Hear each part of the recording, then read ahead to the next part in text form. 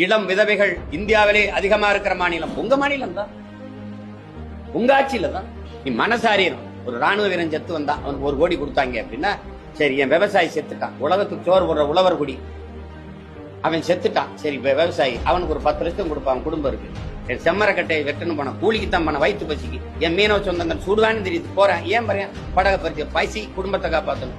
அவன் செத்து போனான், அவனுக்கு ஏதாவது நிவாரணம் கொடுத்துட்டா கூட போதும். சாராயம் குடிச்சு சாகிறவனுக்கு போய் சட்டப்படி தவறு, அந்த தவறை செய்யறவனுக்கு நீ சட்டப்படி நிவாரண தொகை ஊக்கத்தொகை கொடுக்குற, சட்டப்படி கொடுக்குற, அரசு கொடுத்து ஊக்கப்படுத்துது தவறு செய்யறதுக்கு. நீ அந்த சாராய வாரியை கைது பண்ணிடல, அவன் சொத்தப்புறம் பறிச்சு வித்து இந்த 1500 பேர் மேல வழக்கு போட்டு கைது பண்ண. நீங்க மரக்கணத்துல இங்க எத்தனை பேரு இந்த கண்ணுக்குட்டினா இத்தனை காலம் வித்து என்ன சொத்து வச்சிருக்கான், அவன் வீட்டை போய் பார்த்தா கோழி கூடு கூட கொஞ்சம் பெருசா இருக்கும். அப்ப வித்தவன் வேற இடத்துல இருக்கான்ல, அவன் சொத்தை பறிச்சு அது